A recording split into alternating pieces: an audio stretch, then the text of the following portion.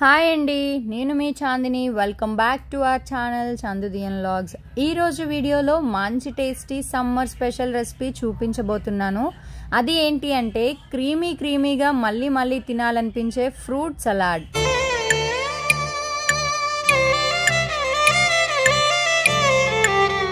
ఈ custard fruit salad చేసుకోవడానికి ముందుగా మనం మిల్క్ని అయితే తీసుకోవాలి. ఇక్కడ నేనైతే ఒక గిన్నె తీసుకున్నా కదా, ఇందులో 1/2 లీటర్ మిల్క్ని అయితే తీసుకున్నా.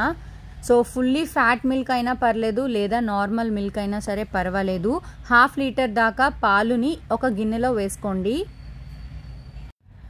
పాలు అనేది మీ ఆప్షనల్ అండి, మీ ఇష్టమే. నేనైతే మాత్రం ఇక్కడ నార్మల్ మిల్క్ అయితే తీసుకొని ఒక గిన్నెలో పెట్టుకొని సైడ్న పెట్టుకున్నా. ఆ తర్వాత మీకు నచ్చిన ఫ్లేవర్ కస్టర్డ్ పౌడర్ని ఎంచుకోండి. మార్కెట్లో చాలానే ఉంటాయి. అందులో బేసిక్గా బటర్ స్కాచ్, వెన్నెలా కస్టర్డ్ పౌడర్ అయితే చాలా బాగుంటుంది. బట్ నేనైతే ఇక్కడ మ్యాంగో కస్టర్డ్ పౌడర్ని తీసుకున్నా. ఫ్లేవర్ అయితే ఎలా ఉంటుందో నేను కూడా ట్రై చేద్దామని చూసా, చాలా బాగుంది. సో ఇప్పుడు వచ్చేసి ఒక గిన్నెలో 2 టేబుల్ స్పూన్స్ వరకు కూడా కస్టర్డ్ పౌడర్ని యాడ్ చేసుకోవాలి. ఇందాక మనం గిన్నెలో పాలైతే పక్కన పెట్టుకున్నాం కదా, ఇప్పుడు ఆ పాలు అనేవి మళ్ళీ మనకి యూజ్ అవుతాయి. ఈ గిన్నెలోనే ఈ పౌడర్లోనే కొంచెం పాలనైతే 1/2 కప్ వరకు కూడా యాడ్ చేసుకోవాలి. ఇలా యాడ్ చేసుకుంటే మనకి కలర్ అయితే భలే ఉంటుందండి. అండ్ మనం కలుపుతున్నప్పుడు ఫ్రాగ్రెన్స్ అయితే చాలా బాగుంటుంది. అండ్ ఇదైతే లమ్స్ లేకుండా, మొత్తం ఉండలు లేకుండా నీట్గా కలుపుకోవాలి. స్లోగా పల్చగా చేసుకుంటే బాగుంటుంది. సో ఇలా చేసుకోవడం వల్ల మనకైతే ఫ్లేవర్ అనేది తెలుస్తుందండి. ఇలా పల్చగా కలుపుకొని పెట్టుకోండి. చూస్తున్నారు కదా ఎంత బాగుందో కన్సిస్టెన్సీ అనేది. ఆ తర్వాత ఇప్పుడు మిగిలిన పాలు ఉన్నాయి కదా, అవేమో స్టవ్ మీద పెట్టుకొని లో ఫ్లేమ్లో అలా ఉంచుకోవాలన్నమాట. సో మీగడ కట్టకుండా, అడుగు కట్టకుండా కలుపుతూ ఉండాలి పాలు అనేవి. సో పాలు పొంగినంత వరకు కూడా మనం కలుపుతూ ఇదే ప్రాసెస్లో కంటిన్యూ చేయాలన్నమాట. సో ఇక్కడ కనిపిస్తుంది కదా, ఇంకా పొంగే టైం అయితే దగ్గరకు వచ్చిందన్నమాట. సో ఈలోపు మనం షుగర్ ఇవన్నీ కూడా సైడ్న పెట్టేసుకొని రెడీగా ఉంచుకోవాలి. సో వీటికి ఎక్కువగా అవసరం లేదండి ఇంగ్రీడియంట్స్ అనేవి. చాలా తక్కువ ఇంగ్రీడియంట్స్తోనే ఫాస్ట్గా కస్టర్డ్ ఫ్రూట్ సలాడ్ని అయితే తయారు చేసుకోవచ్చు. ఇక్కడ పాలు పొంగే టైం అయితే దగ్గరకు వచ్చింది, ఇంకా పొంగుతున్నాయి కదా పాలైతే. సో ఇలాంటి టైంలోనే మనం షుగర్ని అనేది యాడ్ చేసుకోవాలన్నమాట.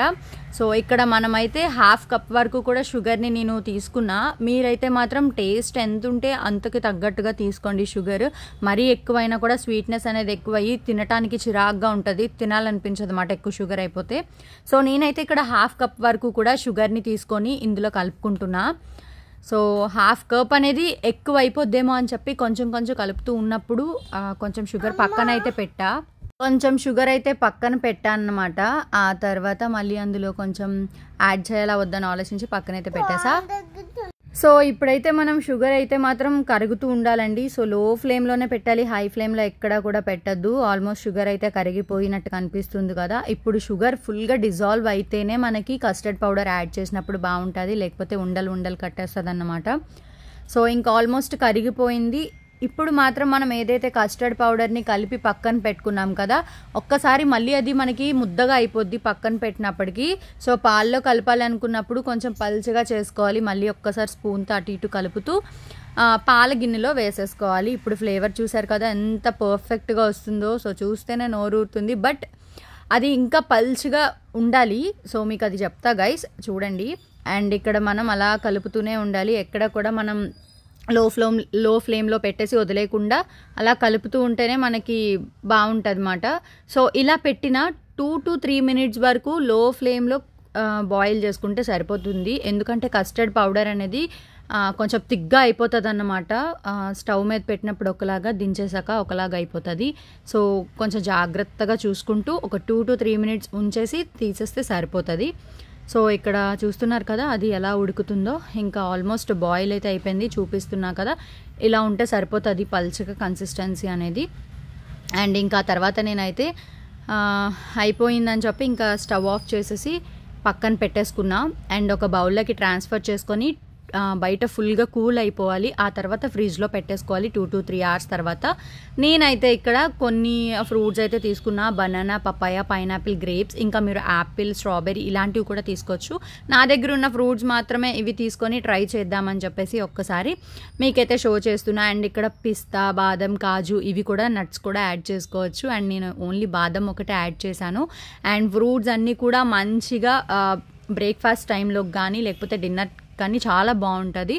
అండ్ ఇక్కడ నేనైతే ఈ ఫ్రూట్సే తీసుకున్నా. ఆ తర్వాత కస్టర్డ్ మిల్క్ని నేను ఓవర్ నైట్ అంతా ఫ్రిడ్జ్లో పెట్టేసుకొని మార్నింగ్ లేచాక తీసి చూస్తే చాలా బాగుంది, క్రీమీ టెక్స్చర్ అండ్ థిక్గా అయిపోయింది. సో ఇప్పుడు నేను దీన్నేమో చల్లగా అయిన తర్వాత కొంచెం మీగడ కట్టకుండా ఉంటుంది కదా, అది ఒక బౌల్లోకి ట్రాన్స్ఫర్ చేసుకున్న, ఒక 2 గరిటెల వరకు వేసుకున్నా అన్నమాట క్రీమీ టెక్స్చర్ని. ఆ తర్వాత నేను ఏవైతే ఫ్రూట్స్ తీసుకున్నానో ఆ ఫ్రూట్స్ అన్నీ కూడా అందులో మిక్స్ చేసేసుకుంటున్నా. నాకైతే నోరూరిపోయింది, నిజంగా మౌత్ వాటరింగ్ అయితే అయిపోయింది చూడగానే. అండ్ టేస్ట్ కూడా ఎలా ఉందా అని ఆలోచించా. బట్ ఫైనల్లీ తిన్నప్పుడైతే మాత్రం సూపర్ టేస్టీ అని చెప్పచ్చు. చాలా అంటే చాలా బాగుంటుంది. ఇందులో నేను నట్స్ కూడా వేసుకున్నా.